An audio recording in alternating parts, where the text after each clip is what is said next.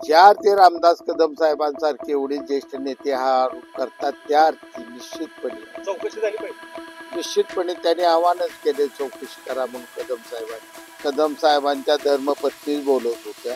Stover स्वयंपाक करताना त्यांचा पदराला फक्त आग लागली होती, फार काही इजा झाली नव्हती. कुठला तरी धागा पकडून एका आरोपाला दुसरा प्रत्यारोप या पद्धतीनं परत बोलले. त्यात काय परवाज्या बोलल्यात तथ्य. शिंदे शिवसेना ही महायुतीतूनच प्रत्येक निवडणूक लढवणार आहे आणि जिल्ह्यात महायुतीला शिवसेना, भाजप, आरपीआय या प्रमुख पक्षांच्या युतीला चांगले यश मिळेल.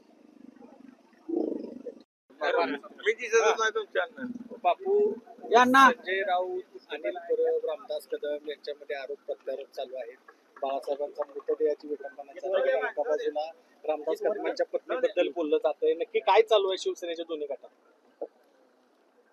कालच्या झालेल्या शिवसेनेच्या दसरा मेळाव्यात शिवसेनेचे ज्येष्ठ नेते आदरणीय रामदासजी कदम साहेब यांनी काही गंभीर मुद्दे उपस्थित केले.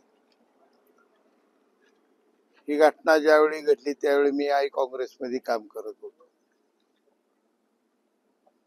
त्यांनी केलेला आरोप हा अत्यंत गंभीर आणि महाराष्ट्राच्या जनतेला क्लेशदायक वेदना देणार आहे.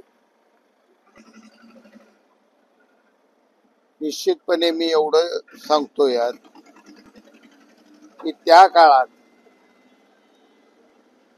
ग्रामीण भागात आपल्या खेड्यापाड्यातही 2 दिवस अशी चर्चा होती की साहेबांचं निधन 2 दिवसापूर्वीच झालेलं आहे, फक्त काही कारणामुळे जाहीर करायचं राहिलेलं आहे.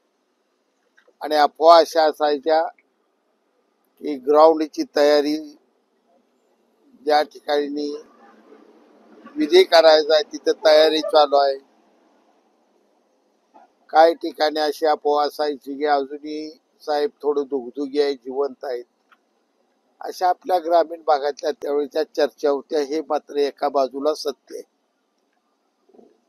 ज्या ते रामदास कदम साहेबांसारखे एवढे ज्येष्ठ नेते हा आरोप करतात त्या अर्थी निश्चितपणे त्या ठिकाणी काही तथ्य निश्चितपणे असण्याची शक्यता.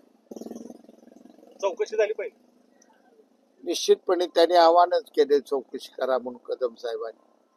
दुसऱ्या बाजूला रामदास कदमांच्या पत्नीबद्दल पण परबांनी आरोप केले, जाळलं की जळाल्या. रात्री मी टीव्हीवर बघितलं, कदम साहेबांच्या धर्मपत्नीच बोलत होत्या. स्टोवर स्वयंपाक करताना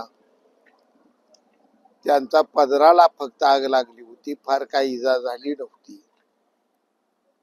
त्यामुळं कुठला तरी धागा पकडून एका आरोपाला दुसरा प्रत्यारोप या पद्धतीनं परत बोलले. त्यात काय परवाज्या बोलल्यात तथ्य.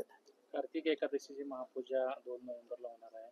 2 उपमुख्यमंत्री राज्यामध्ये आहेत. एकनाथ शिंदेनी पूजा करावी अशी जागा. निश्चितपणे शासन या बाबतीत निर्णय घेईल, परंतु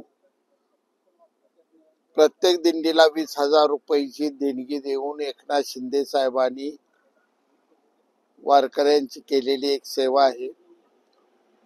अनेक वारकऱ्यांसाठी त्यांनी सुविधा उपलब्ध करून दिल्या, टोल नाके माफ केले, अपघातग्रस्तांसाठी वेगवेगळ्या धोरणं जाहीर केली.